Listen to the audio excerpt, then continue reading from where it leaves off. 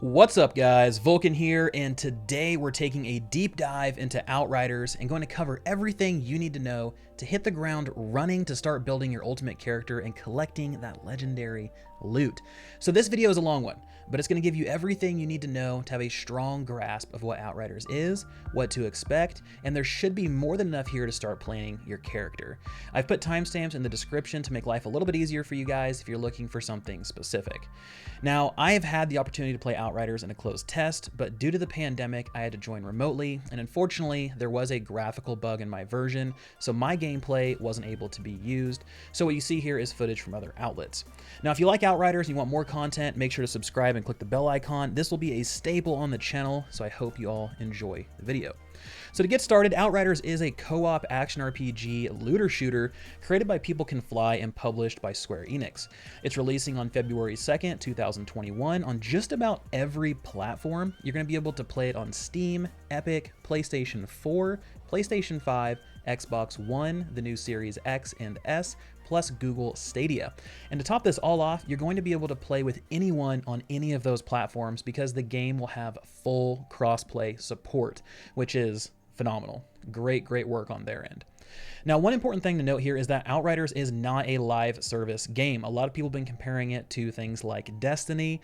Now, Destiny is a live service game, as you guys know. Outriders is not, so it will not have microtransactions or any detached content. The game's a complete package. You pay for it, you get everything, and if the developers like the reception, they'll continue building on the game with future expansions. So when you create a character in Outriders, you're going to have a small selection of options to choose from to customize the way they look. It isn't anything crazy, but it's enough to give a little bit of variation.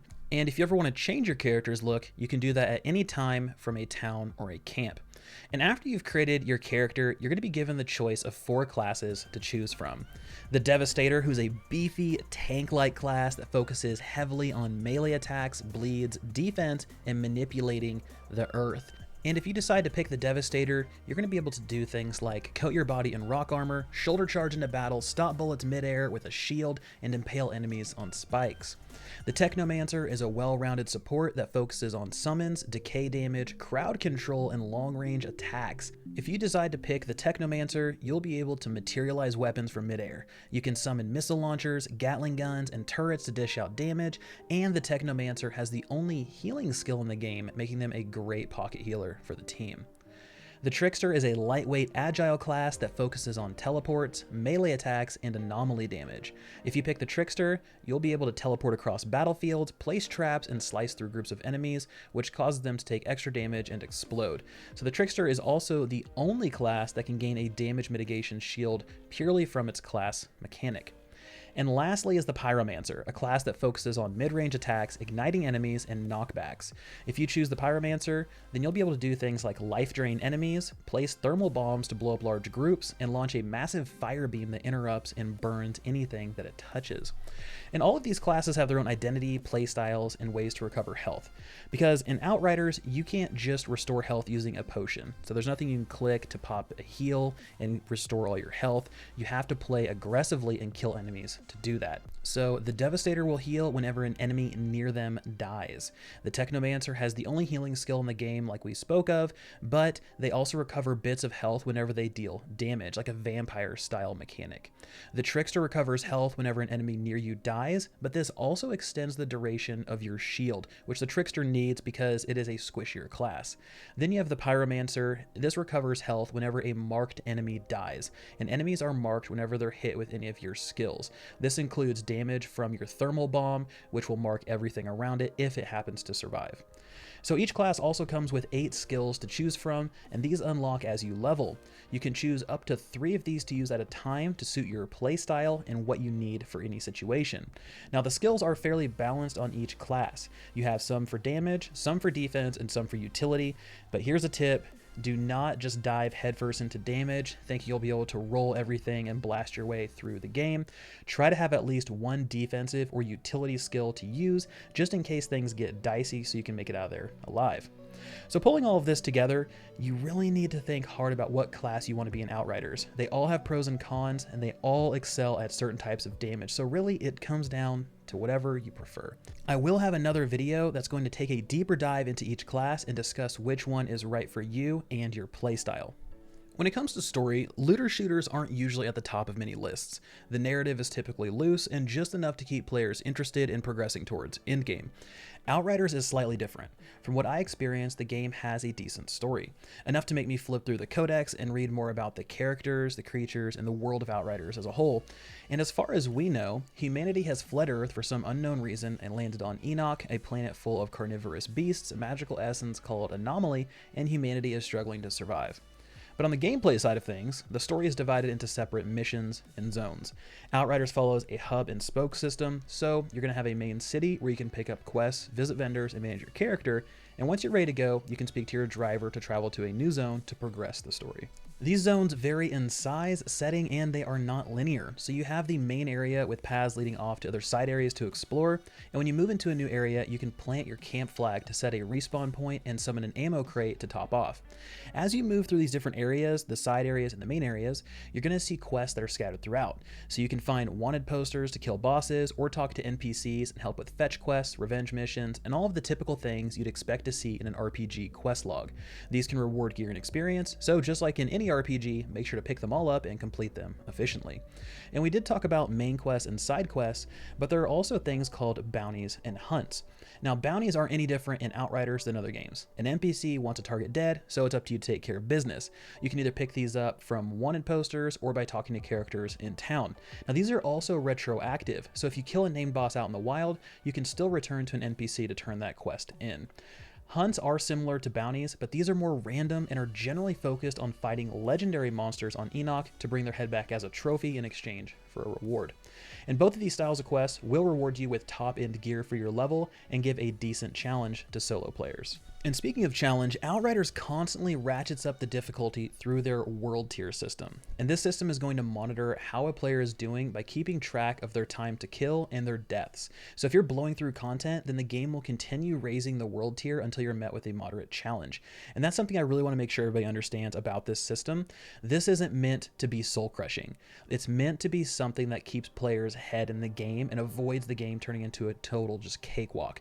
Now on the other end, if you're just completely getting bodied and having a really hard time moving through enemies and areas, then the game will slowly lower the tier to make things easier. And with all that being said, you can manually change your world tier as well. So if you want to make the game a complete cakewalk like I mentioned and just care about the story, then you can just lower your world tier to the lowest setting. Now, while you can lower your world tier, you won't be able to raise your world tier to anything you haven't unlocked yet. So you can't skip from tier 3 to tier 9 right from the start. You have to have unlocked that tier first by progressing through the game. So if you want to keep things challenging, then let the system take care of that for you. It'll automatically raise things up and you'll unlock more tiers as you go. And unlocking a new world tier also comes with rewards. The game will give you a crate of crafting materials and weapons, so unlocking these helps you keep up with the power curve as well. Now in Outriders, you gain experience from doing just about anything, completing quests, killing enemies, picking up lore, farming materials, and once you accrue enough, you're going to gain a level and a skill point. And these skill points can be used to unlock passive nodes on each class's skill tree. And these skill trees can give you things like increased health regeneration, extended range, or increased damage with certain weapon types. And within each tree, there are 3 specializations which grant big passive bonuses or skills. So for instance, if you specialize in the Warden tree for the Devastator, then you can gain a passive skill that'll negate a killing blow and instead heal you for 50% of your health. So if you're going to take some damage that would kill you, instead you're healed for 50%. This is on a long cooldown, but these type of nodes are incredibly powerful for gameplay and something to keep an eye out for and build around. Now just because you specialized in the Warden tree doesn't mean that you have to stay on that track and only operate within Warden. There are bridge nodes throughout the skill tree that'll allow you to go to different specialization paths and pick up nodes that you really want for your build. And once you hit level 30, which is max level, you're going to have 20 skill points to use to build your character. Now the nice thing about Outriders is that you can reset these points whenever and wherever you want to. So if you want to try out a new setup, you can do so without feeling like you're wasting currency or time. If it doesn't work out, you simply click a button and have all your points back. And the nice thing is you don't need to be in a town or a safe place to do this either. You can clear out an area and then open up your menu, completely wipe out your tree, reallocate your points, and keep moving. Besides skill trees, the other way you can build build your character is through gear and mods. And in Outriders, you have 5 armor slots and 3 weapon slots. The weapon slots are divided into 2 primary weapons and a secondary weapon like a pistol. Now the armor slots will cover your head, body, legs, gloves, and feet. And gear follows the traditional white, green, blue, purple, and yellow color scheme for common, uncommon, rare, epic, and legendary rarities. And each piece of gear above common will drop with 1 or more mods. And these mods are what makes Outriders unique compared to other looter shooters. Mods will give players passive boosts or changes to their gameplay. So for instance, if we take a look at this Voodoo Matchmaker rifle, it has 2 mods. The first one is the ultimate damage link. Shots link up to 3 enemies, sharing 30% of their weapon damage dealt and 10% of anomaly damage dealt. The second mod is vulnerability bullets. Shots inflict vulnerable on enemies, which causes them to take more damage. And if you look closely, you can see that the damage link mod has a numeral 3 on it. This signifies that this is a legendary tier 3 mod that gives a powerful bonus compared to the vulnerability mod that has a numeral 1 and is more of a common or low level mod. Now the tier 3 mod that comes on each legendary is static, so you're going to see that one every single time that legendary drops. However, the second mod is RNG and it's going to be different each time. Armor will follow the same pattern. But unlike legendary weapons, legendary armor sets also give players special bonuses if they're wearing multiple pieces of the same set in addition to those mods. But when it comes to Outriders, the mods that are attached to items aren't exactly a limitation and something that you need to farm a random roll for because of how flexible the crafting system is. Mods are items that can be unlocked and added to any armor or weapon in the game. So if you have some items you no longer need, you can disassemble them for crafting materials, but it'll also give any mods those items had and add them to your catalog. And there are over 300 mods in the game to collect and use, so there's going to be lots of different ones to look for and build around. And once a mod is in your catalog, you can add it to any item in the game, including legendary weapons or armor. So let's say you really don't like how that Voodoo Matchmaker rifle shoots, but you really like the mod. Then you can disassemble the gun. This will unlock the damage link mod at tier 3, and then you can attach it to a shotgun to damage link groups of enemies more easily. Now there is a limitation here, so you can only swap 1 mod on an item, and once you do, the other mod slot will lock.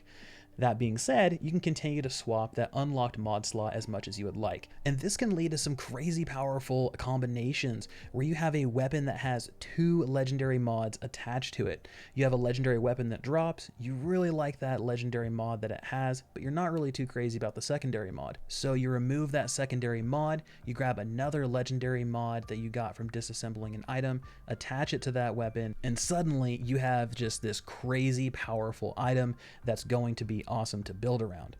So besides mods, weapons and gear can also be tinkered with to fit your needs. So for instance, you can change what type of variant your guns have, like swapping an assault rifle to semi-auto, burst fire, or fully automatic, which will then change base stats like range and accuracy and stability. You can also level up gear to increase its armor and damage. You can increase its attributes, or you can improve its rarity so you can add more mods. Now all of these things will cost base materials that you get from breaking down items, farming them out in the world, or getting cachets from unlocking world tiers. And all of this is going to be necessary if you want to take on Outriders Endgame expeditions. Expeditions and Outriders are unlocked once you beat the main story. You'll have access to a new town hub and 14 new missions that are completely exclusive to Endgame. These aren't just recycled maps, they're not repeat story missions that you have to run through. These are handcrafted levels with new objectives and mechanics. Outriders does feature matchmaking for expeditions, so if you do want to play this solo, you can, but if you're looking to play in a party but don't have any friends, you can easily get a group together.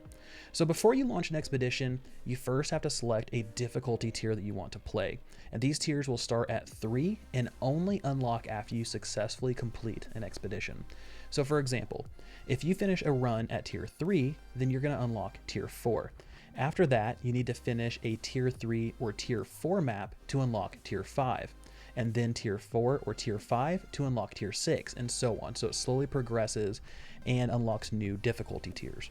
After you select your tier, you choose what expedition map you want to run from a handful that are available. These will change as you progress through the tiers. Now, the expeditions themselves remind me a lot of Mythic Plus dungeons in World of Warcraft. These are timed runs that give more gear the quicker you clear them. Gold runs give the most gear, silver runs give a less amount, then you have bronze runs, and lastly, no medal at all will just reward you with the base mission rewards. Another thing to note is that expeditions don't drop loot until the very end, so you don't have to worry about missing out or picking things up along the way. You can blast through to the final boss, beat them, and collect your loot. Also, don't worry about beating the timer. You aren't punished if you don't finish in time, you aren't kicked out if you hit a certain time limit. This only affects your bonus rewards. However, if everyone dies on your team, then you're going to fail the mission. But luckily, the devs said they have put in some systems to make sure that you still get some form of reward for each attempt to slowly progress your character and hopefully clear it the next time. So once you unlock difficulty tier 15, this is going to unlock a special mission. There's a skull on the map that you can click on, and the developers didn't tell us what exactly this is, but they did say this is the ultimate challenge. Your builds need to be pretty much min-maxed, fine-tuned in order to take this on, and the only video snippet we have are characters looking into this anomaly storm. So hopefully we get to fight some big badass creature we've never seen before. Maybe it's what's causing all of the anomaly storms, I'm not entirely sure, but that is what we're working towards in endgame, so that's your upper tier kind of final fight type of experience. Now, the last thing I want to talk about is just some additional customization that you can do to your truck and your camp flag. So your truck is what you see during cutscenes and at your camp. This can be completely changed visually using parts you've earned through quests or accolades. These can be things like a monster skeleton, some sort of technology, or a front kind of bumper for your truck. And your camp flag falls into the same category. You can change the way it looks by adding different flags, colors, emblems, and rods. And stuff like this is nice to flex your accolades and achievements to party members, but doesn't really give any benefits to gameplay from what I can tell. And just to kind of clear things up, accolades are in-game achievements like kill X amount of enemies, progress this deep into endgame, unlock world tier 15. All of those things, they build up kind of like a score, sort of like a triumph score within Destiny. And really it just functions like a checklist of things to do if you want to full clear the game. So folks, this wraps this video up. We are less than a month away from release, and I am so damn pumped to get into this world. Hopefully this video helped give you a better understanding of the game and what to expect. I will have a couple more videos before launch to prepare, but once it releases, I plan on having a lot of content around legendary weapons, leveling tips, endgame speedrunning tips, builds, and all kinds of other things for you guys. Lastly, I appreciate all the support as of late, and thank you so much for all the support through 2020. This has been Vulkan, and I'll talk to you guys next time.